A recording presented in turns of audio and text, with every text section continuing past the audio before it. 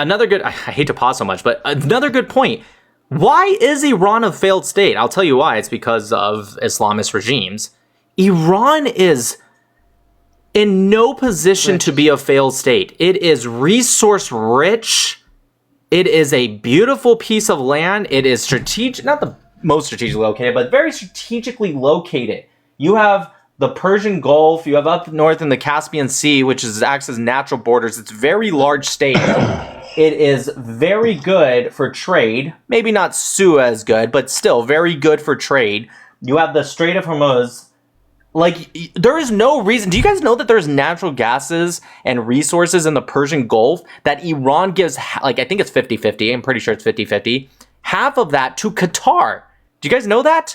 They give it to Qatar. Iran has their top 5 banks have all failed in like the past year. All of them. In what world should Iran be a failed state? The reason that people say they're a failed state because of the sanctions. Really? So when we lifted the sanctions, did Iran get more civilized? No, they started funding their proxies more. 2008 with Operation Cassandra, with what's it called? The fucking October 7th attack with their proxy groups. They got more extreme. They started doing more of their what's it called? Barbarism. Even when they did have sanctions, we now know that they were bypassing those sanctions through cryptocurrency. Sanctions is not reason it's a failed state. You can argue sanctions can weaken them, but there's no reason Iran should be a failed state, period. I do find it extremely frustrating that these conversations take place without bringing up Islam. I mean, she's tried to bring up, like, she's called Cenk like a jihadi supporter and this and that and the third. But, like, you're right. It's not spoken of. It's an elephant in the room. It's stupid. It's because, unfortunately, a lot of the people, even on our side, I don't know Goldie's politics. I know the generals, they're still left-wing, and that's the problem. The best people to debate... I mean, Alec has talked about it on social media, but I guess in these types of interviews... Right, no, it's even left-wing people, especially Persians like Goldie and Alec are going to understand the problem with Islamism. They are going to understand it, of course, but it's never going to be quite yeah, they won't shift the conversation there. Yeah, it's unfortunate. We're trying to rectify the mistake. Is regime change the goal? 100%, absolutely. We Iranians, we have been trying to fix Jimmy Carter's mistake since 1979. And this is the first time since the Islamic regime took over that we actually have a United States president who is standing with the Iranian people, recognizing full well that U.S. and Iranian interests are aligned right now. And by Iranian, I mean the Iranian people. I don't mean the Islamic regime that's occupying us. Because, as the general said, prior to 1979, Iran and the United States were allies. So right now, the country is currently in that failed state situation. And I can say that, Iranians in occupied Iran are incredibly grateful that the United States is coming to help liberate them. This is not a war, Pierce. This is not a war. This is a rescue mission. The United States is coming to help rescue. Or even they would agree with what she's saying, that it's occupied Iran, that they're not the same as the people. No, because he sims for the Islamists. No, I understand that, but does No. All right, never mind. I guarantee you he won't. The best he'll say, as somebody who's very good at predicting them, even when I don't watch them, I got Dave Smith's response down almost to a T, and I didn't even know what he was going to say. I think the best he'll say is like, yeah, I feel bad for them, it's wrong, and that's as far as he'll go. Hostage by a brutal and savage dictatorship. With respect to what Dave Smith was saying about the proxies, I'll leave that up to the general. Okay, Alika. Nonsense. So when there's these constant examples of where the US has failed in intervention, you have to wonder, why is it that they keep repeating the worst case scenarios? Why don't they talk about the US intervention in Kuwait to stop Iraq's intervention, right? Which actually led to stability in Kuwait. Why don't we talk about Bosnia? Why don't we talk about Kosovo? Why don't we talk about the times where NATO and the US have done tremendous work to bring stability? Actually, a really good point. It's a good point. With targeted strikes, okay? The reason that they keep mentioning this is because they want to constantly frame this in the worst case scenario for the US. Good point, Alika. That's a really good point. Her debate skills have gone up tremendously. She's gotten way better. I'm not so as to disrespecting defend Jews. the terrorist regime, which makes you wonder why. Second of all, this Jesus. his claim that we don't want to, intervene in Iran because it's going to be a failed state and it's going to kill hundreds of thousands of people. I'm sorry, you don't care now that it's a failed state. You don't care now how many people are being killed. You want to talk about Iraq? You want to say hundreds of thousands of people were killed in Iraq? How many people did Saddam Hussein kill? 180,000 Kurds alone. Chemical genocide against Kurds. Again, very good point. Very selective who they care about. Well, no, that was a really good point. I think she nailed the response. She said, hey, why don't you talk about these success missions because you're trying to frame a narrative? And then she immediately brought it back to Iran and Iraq and said, you're saying it's going to lead to a failed state, but you're not mentioning that it already was. You're saying it's going to lead to tens of thousands to hundreds of thousands of deaths, and you're not mentioning that it already was doing that and going to continue in that direction. Very good point, Alec. The ethnic cleansing of Turks, And of we Kurds, backed them. of Shia Muslims. So you want to say that if we should have just left Saddam Hussein, and he's expanding his war in Kuwait, his war in Iran, and you want to say that what the US did was so bad? Fine, it was bad, but before it was worse. And if it was left unchecked, how much worse would it be? So this isn't about what the facts are. This is about how you are looking at the facts. And this isn't no, we don't interrupt. This is an intentional. I was just going to ask a question. You interrupted me before plenty of Ask me times. my question after. You can ask me my Yeah, question. you're not my teacher. Wow. So don't really Literally school been me. sitting there quiet. Stop. We're not looking at this through the lens of fact. We're looking at this through the lens of how can we look at this in the most negative way so we don't support attacks on the regime. Second of all, this constant thing about Israel is the one that wants this war. We have all conceded and acknowledged that Israel does for obvious reasons. You're talking about, you take Israel and you take the IRGC, you take this terrorist regime that has enshrined an eschatological vision to eliminate. Only thing that would make their argument just perfect, because she's like almost mentioning it. She keeps saying like, yes, of course, we've conceded that Israel does want this for obvious reasons, which is correct. All she has to just add to that is just say, so if you guys can just stop pivoting to Israel as a way to deflect away from the premise of an argument and actually answer the points without just immediately saying, well, Israel wants it, when we've already conceded that point and have explained why. That's all she has to add. Just add that in, because it forces them to be in a lose-lose situation. They either listen and then they force them into answering without mentioning Israel, which would be, I think, impossible for Cenk, probably impossible for Dave. Or, and then if they do that, you have that moment where it's like, see, told you, he literally can't do it. He has to mention it because he doesn't have a real argument. Or they... Hey, remember what you told your son to do with that boy in school? Is to, like, do exactly that. Like, oh, now you're going to do this. And then every time he would do it. You know who's really... And it actually worked. It worked. Yeah, it worked. My son had someone I didn't want to bullying. say exactly what it was. No, it's fine. I'll say it. My son had someone that was bullying through words, not like beating him up or anything, but bullying. And I told him, like, hey, next time he does it, because there's a lot of parents that try to say, try to avoid him and go to a teacher. And it's like, no, I explained to him. I said, look, if he does this, say these things. He comes to me the next day. He's like, I said it and it worked perfectly. And he's left me alone since. And I'm like, yeah, it's because... Like, Ben Shapiro's the bully. Yeah, you got to get ahead of them. Ben Shapiro is actually very good at this. If you notice especially Ben Shapiro's like older debates, when he did more debates, something he'll do. He did actually, you know what? He did it to Piers. Go look at when Piers was a more leftist guy and they were talking about Sandy Hook. Go watch that debate when Ben Shapiro, he started the conversation off immediately and said to Piers, you stand on the graves of the children to push your narrative. That's the moment he won the debate. And he won the debate there, and I'll tell you why. Right there. Because Piers immediately did what Piers does. How dare you? How dare you say that? How dare you? But then watch the whole debate. Piers is stuck the entire time because Piers took that and he never mentions in it. Because if he did, it would have been even worse than the debate already was for him. Ben won that debate. Piers admits that now. He admits that now. It would have, right. It would have been worse because if he does, all Ben has to do is be like, see, I told you that's what you do because you don't have a real argument. You have to use this as your argument to deflect. But what ends up happening is they know, like, oh shit, I can't bring it up now because then I look even worse. And so then you've demolished all the arguments they had. Everyone plans when they're going to get into a debate. Dave Smith, Piers, Cenk, all of them. They all plan like, all right, I'm going to talk about this tomorrow. They have these like kind of things that are like, I want to bring this up. When you demolish their points, it throws them off balance before they even get to it.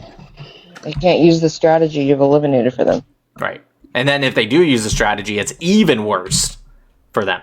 Israel in its charter and has repeatedly acted on that vision. Any sane country in the world, whether it was US or Israel, would obviously want to protect itself. So you're talking about a liberal democracy that seeks safety and protection of its own people, and you're talking about a terrorist state that wants to eliminate that state. And so to even look at this in any other lens is just to be out of touch with reality. You talk about Israel doing these strikes on Hezbollah, when Hezbollah is the one that is throwing its rockets into Israel. You talk about its strikes. Wow, solid argument, Chank. Oh, come on. That was...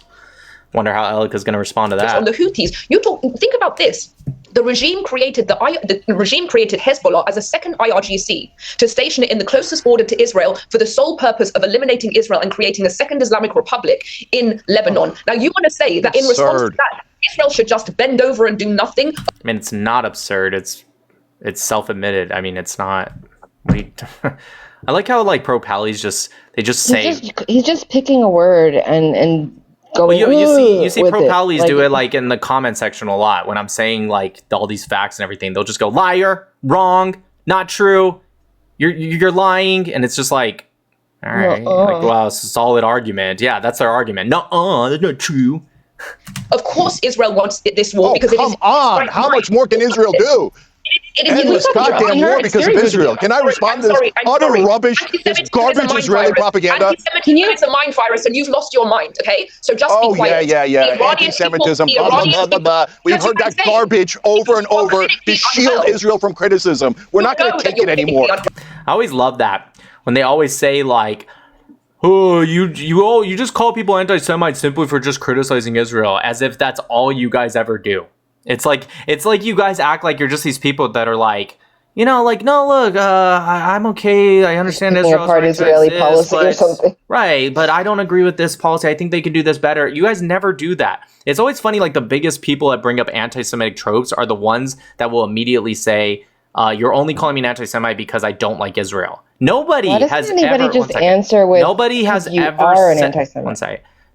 ever said that you're an anti-Semite just because you don't think Israel is perfect. I have criticized Israel.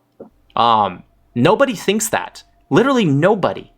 There's a lot of people that criticize specific policies of Israel that aren't called anti-Semites. So like the reason you know that they know they're anti-Semites is because if they thought they weren't, they would simply just say, you think I'm an anti-Semite even though I'm saying this, and this would be what they actually say. They always minimize what they actually say. They know they minimize what they actually say because they know what they actually say is anti-Semitic, so they try to push away your claim of being an anti-Semite by just saying, oh, all I'm doing is this extremely minimized misrepresentation of what I actually say. You call the whole country anti-Semites. You say Israel's called all of America anti-Semites. 85% of us don't want this war. And then you come in and go, you dirty anti-Semite Americans. You owe us more war. You owe us trillions of dollars. We are beloved Israel. We want endless wars. Jake, one question for you. What percentage of Germans were anti-Semites?